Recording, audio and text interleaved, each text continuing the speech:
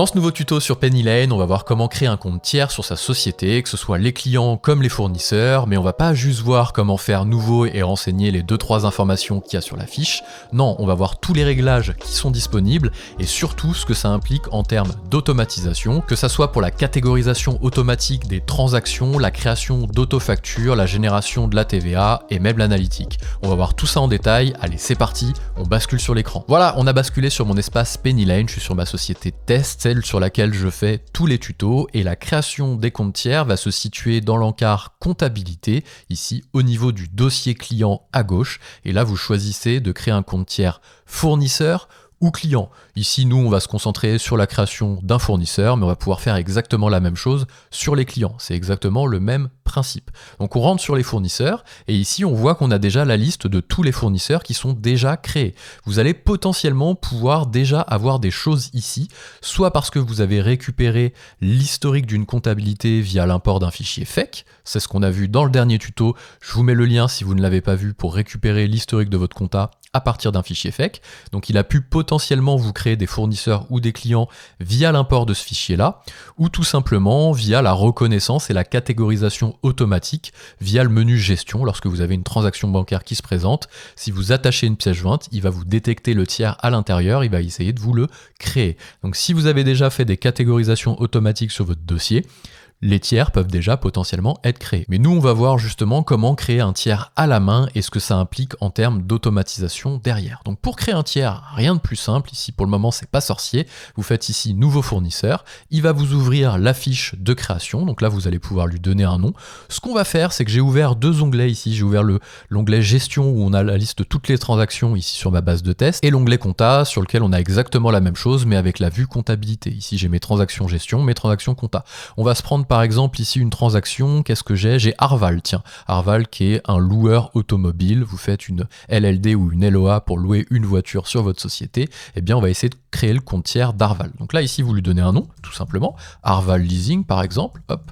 Vous lui donnez le numéro de compte. Si vous laissez vide ici le numéro de compte, il vous le dit dans le petit point d'exclamation ici, PennyLane générera automatiquement un numéro de compte. C'est d'ailleurs ce qui se passera si vous passez par la catégorisation des transactions via l'import de pièces jointes de facture, il créera automatiquement un tiers selon sa propre numérotation. Si vous le créez à la main, vous allez pouvoir venir mettre votre propre numéro à vous. Vous pouvez mettre par exemple 401 Arval Lease. Bon, vous mettez un peu ce que vous voulez. Ici, si vous avez les informations, vous pouvez les compléter. L'IBAN du fournisseur, le SIRET, la profession, etc.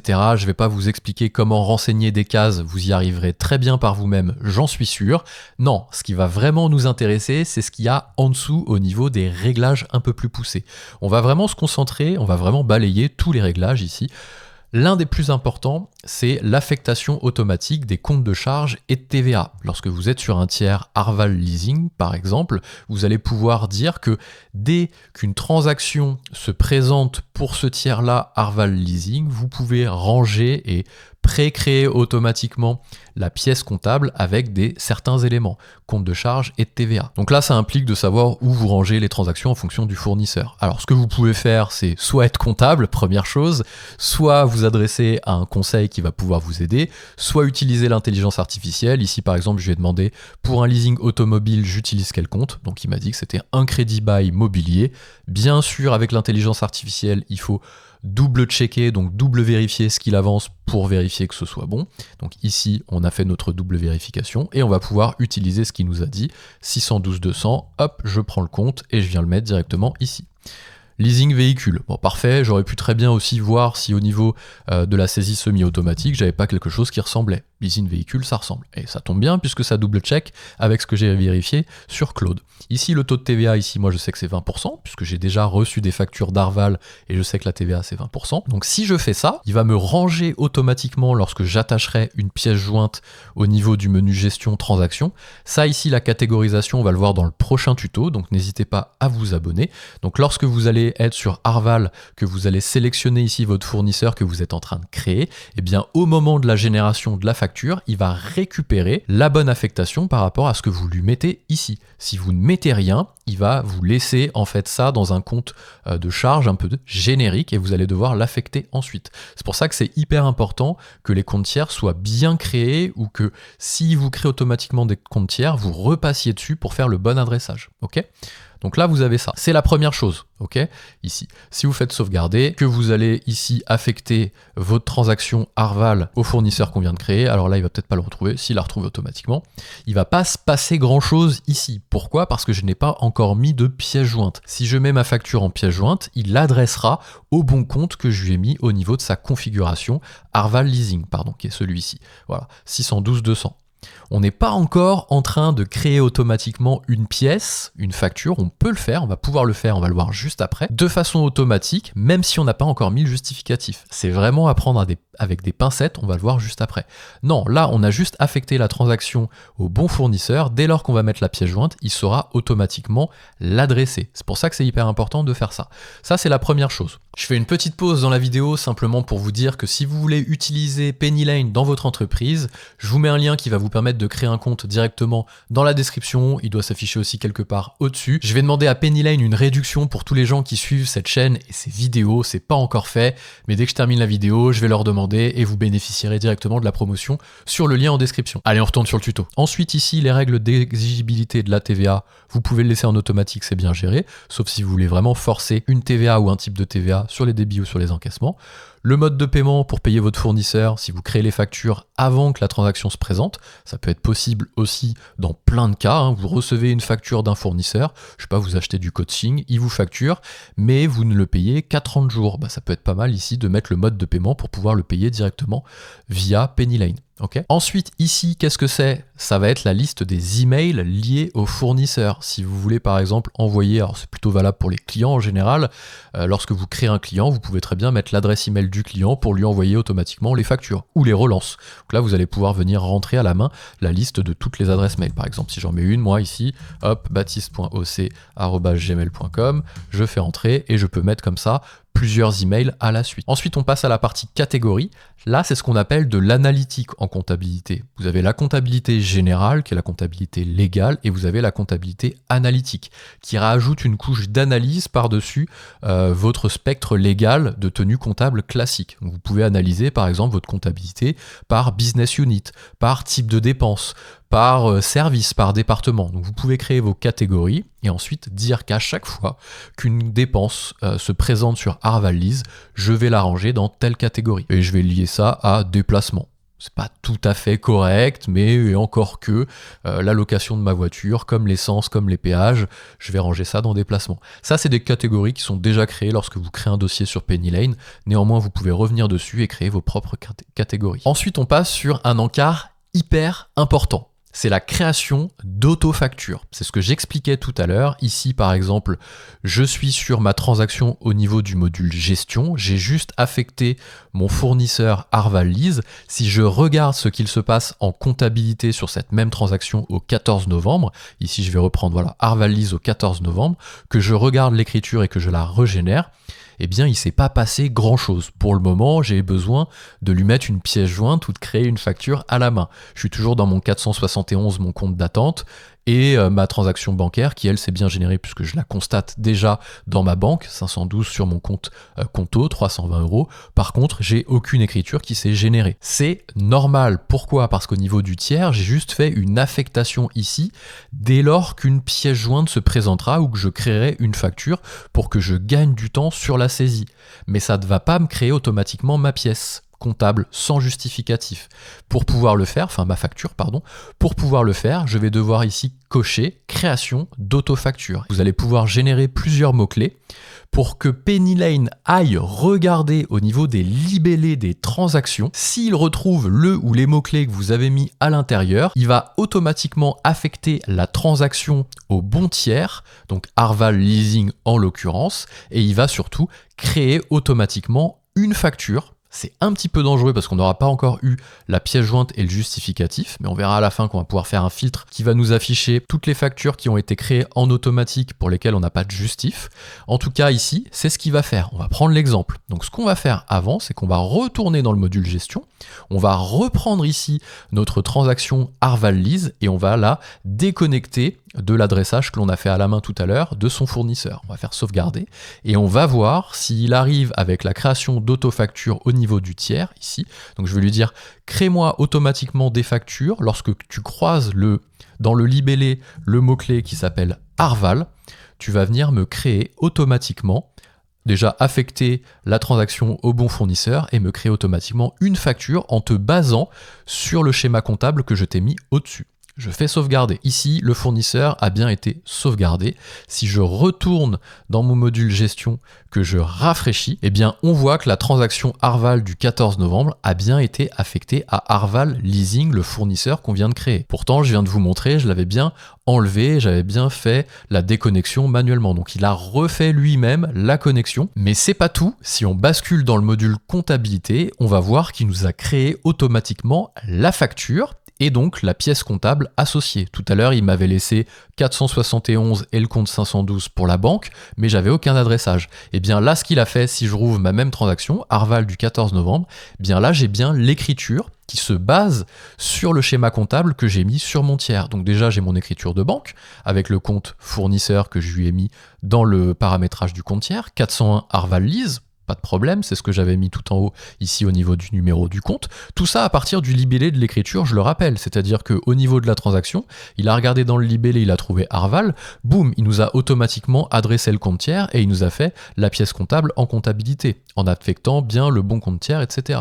Donc j'ai bien mon 401 ici avec le TTC 320, j'ai bien mon 512 dans la banque, pas de problème. Là, on est dans le journal de banque. Ensuite, si je bascule sur le journal général, j'ai bien ma facture qui a été générée avec la TVA, puisque je lui ai dit que la TVA était à 20%.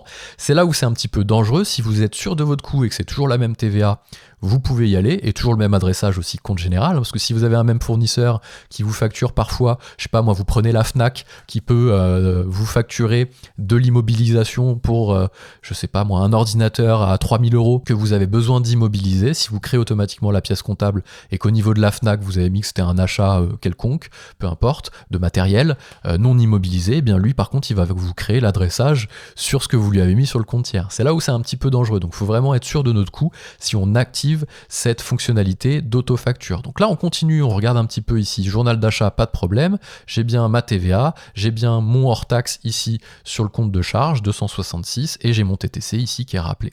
Ça génère bien aussi mon écriture de TVA pour pouvoir déclarer ma TVA. C'est un journal temporaire. J'ai pas encore bien saisi leur fonctionnement ici. Ça me fait penser un peu au registre de taxes dans d'autres logiciels. À mon avis, ils génèrent un journal juste pour pouvoir déclarer la TVA. C'est le fonctionnement de Pennylane. On creusera tout ça au moment du tuto sur la TVA, ne vous inquiétez pas. Donc voilà, en tout cas, création d'autofacture. Il a regardé sur les libellés. Si on reprend le module gestion et qu'on fait une recherche ici sur Arval, on devrait en avoir plusieurs. Voilà, ici Arval, il me l'a bien affecté à chaque fois au bon compte. Et si je regarde ici à l'intérieur, j'ai bien toujours mon fournisseur qui est activé et qui s'est mis automatiquement par rapport au libellé. C'est pas moi qui suis venu à la main ici sur les transactions de leasing automobile mettre Arval. Et d'ailleurs, si on va au niveau des transactions, au niveau de la comptabilité, de la vue comptabilité, je vais faire la même chose, Arval, je vais faire une recherche. Donc là, normalement, vous voyez pourquoi il ne me les trouve pas, parce que désormais, elles ont été mises dans traité. Si j'active le bouton traité, d'ailleurs que j'enlève le reste et que je n'affiche que le bouton traité, je vais avoir toutes les transactions qui ont été traitées. C'est là où c'est un peu dangereux, il faut être sûr de notre coup, c'est que toutes les écritures ici, il me les a créées automatiquement. Donc pour lui, ça y est, il y a la facture, en tout cas, il m'a créé la pièce comptable, alors que je lui ai pas du tout mis la pièce jointe. Donc c'est là où ça va être un petit peu dangereux. On s'attardera aussi sur le tuto sur l'adressage des transactions, mais il va falloir aussi nous mettre peut-être une double vérif qui dit bah tiens, sors-moi toutes, là ici on va juste hop se remettre ici, sors-moi toutes les écritures qui ont été traitées mais pour lesquelles je n'ai pas de justificatif. Le justificatif est manquant et je fais appliquer. Et comme ça il va me mettre toutes les règles qui se sont faites toutes seules. J'avais fait des tests sur Epidemic Sand et Arval. Donc là globalement c'est quoi? C'est qu'il m'a créé des factures ok. Il me les a passés en traité, donc j'ai bien l'écriture. Si je regarde mon Arval, n'importe lequel, un vieux Arval, je regarde, j'ai bien mon écriture avec la TVA, le journal d'achat, etc. Ça, il l'a créé automatiquement, mais j'ai pas de pièce jointe. Et ça, c'est un petit peu dangereux. Donc là, ça va vous permettre d'avoir un garde-fou et de dire, avec ce filtre-là, toutes les transactions qui ont été marquées comme traitées, dont le justificatif est manquant, affiche-les-moi ici pour que je puisse tenir ma comptabilité proprement et aller rattacher la pièce jointe. Ici, vous allez me dire, c'est bien beau ton truc, mais je peux pas enregistrer mon filtre, je peux pas le réutiliser. Il n'y a pas cette fonctionnalité-là dans PennyLane d'enregistrer un filtre pour pouvoir le récupérer. Pas de panique, ce que vous allez pouvoir faire, je ferai peut-être un tuto dédié pour ça, un mini tuto de quelques secondes, vous allez très bien pouvoir dire ici, vous prenez l'URL, on est sur un site web, PennyLane, c'est ce qu'on appelle un logiciel SaaS. Vous venez prendre l'URL ici de votre filtre, puisqu'il est enregistré au niveau de l'URL, vous avez bien les informations, vous voyez, transaction, filter, et là vous avez un code qui dit qu'elles ont été filtrées avec ces informations-là. Donc si vous reprenez ici cette URL-là, que vous la rouvrez dans un nouvel onglet de votre navigateur, il va vous reprendre exactement les mêmes filtres. Ici, vous voyez, traité, justificatif manquant. Et après, qu'est-ce que vous faites? Vous créez un petit dossier. Ici, moi, je suis dans Arc Browser. Vous pouvez vous créer des dossiers un peu partout. Je vais me mettre ici PennyLane, ou je vais appeler ça compta, et je vais me donner des titres bien parlants de toutes les URL que je vais m'enregistrer ici. Double-clic, et je vais mettre, par exemple, traité sans PJ. Ça veut dire que c'est des transactions qui ont été traitées sans pièce jointe. Et je reviens dessus dans un mois quand je fais ma comptabilité pour m'afficher uniquement celles qui ont été traitées pour lesquelles il n'y a pas encore de pièce jointe.